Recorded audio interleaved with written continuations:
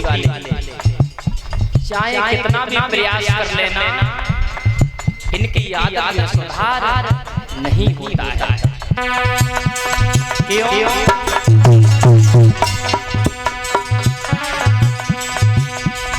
बिल्ली रंग स्वभाव न बदले, कथा भागवत पूज सुनई, आँख ढाक कबहू न होय चंदन, कैवलिया गिर के पास लगई।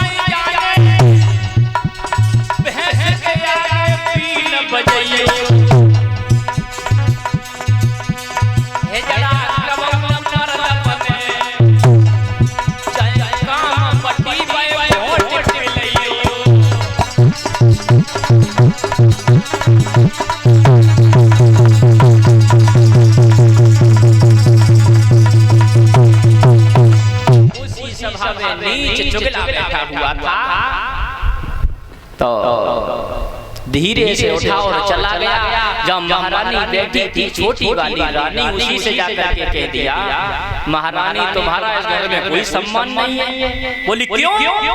अरे तुम्हारा लड़का जमीन में खड़ा है, तुम्हारी सौत का बालक तुम्हारे महाराज की गोदी में बैठा है। हमसे तो देखा नहीं गया, हम तो धीरे से उठे और चले आए, लगा दिया। ऐसे होते चुगला। जैसे ही सुना है मेरा बालक जमीन पे है, मेरी सौत का बालक मेरे महाराज की गोदी में है, भागी धुर भर गोदी में बैठा हुआ देखा तो जाकर के गाल पे तमाचा दिया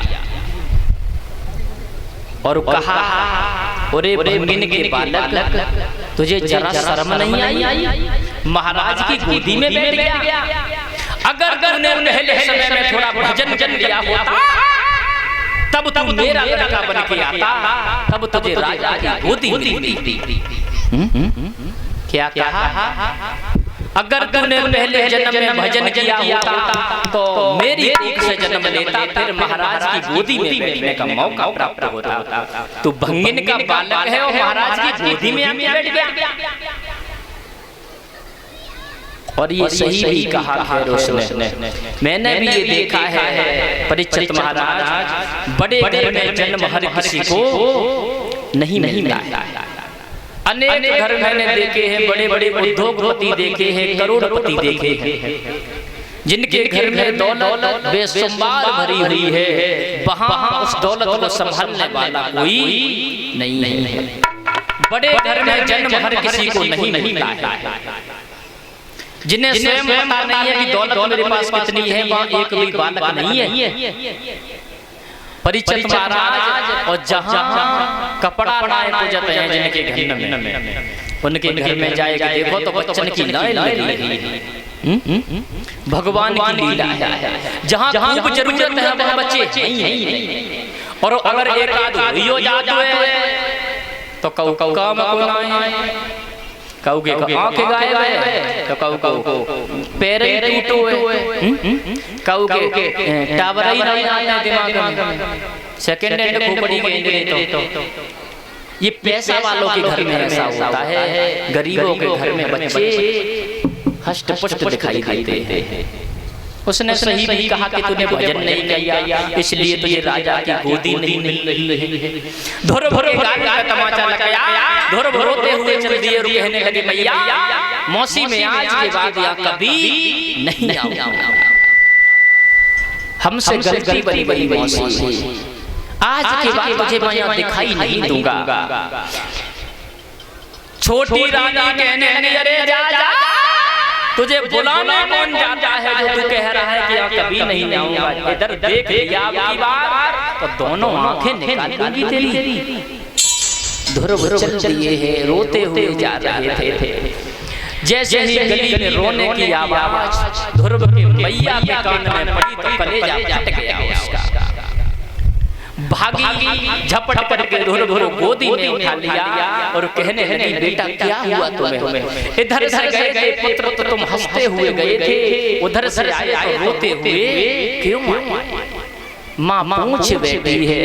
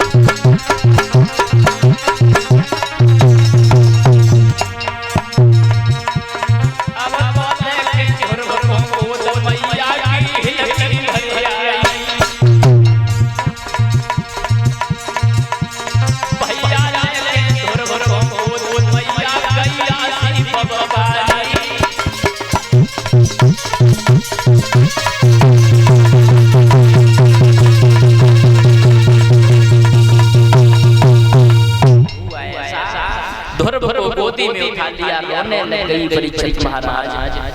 ध्रुव ने सारी हकीकत बताई है। मैया आज मैं मौसी ने मुझे बहुत मारा है। हम पिताजी के दरबार में खेलने गए थे, मौसी न जाने कहां से भागती हुई चली आई। उसने आकर के मेरे गाल पे तमाचा दिया और ये कहा है कि तू भंगिन का बालक है। मैया तमाचा तो मेरे गाल पे लग गया, इसका दुख हमें कम है। दुख एक बात का सबसे ज्यादा है कि मौसी मुझे मारती रही, पिताजी मुझसे बोले नहीं। मैया कहने लगी है बेटा अगर वो तुम्हारे पिताजी होते तब तो तुमसे बोलते, तभी तो बचा सकते थे, वो तुम्हारे पिता है ही नहीं। जवाब दिया है मैया फिर मेरे पिता कौन है? माँ कहने लगी है तुम्हारे पिता राम हैं, भगवान हैं, ईश्वर हैं, परमेश्वर हैं। तुम्हारे पिता नहीं, वो संसार के पिता हैं। हो सके तो इस पिता की याद छोड़ करके तुम परम पिता परमात्मा की गोदी में बैठना किसी दिन। जो सुना है कि मेरे पिता राम है, भगवान है, ईश्वर है, परमेश्वर है। सवाल कर दिया है पुत्र ने मैया मेरे पिता रहते कहाँ हैं? जवाब दिया तुम्हारे पिता तो बेटा कड़कड़ में वास करते हैं।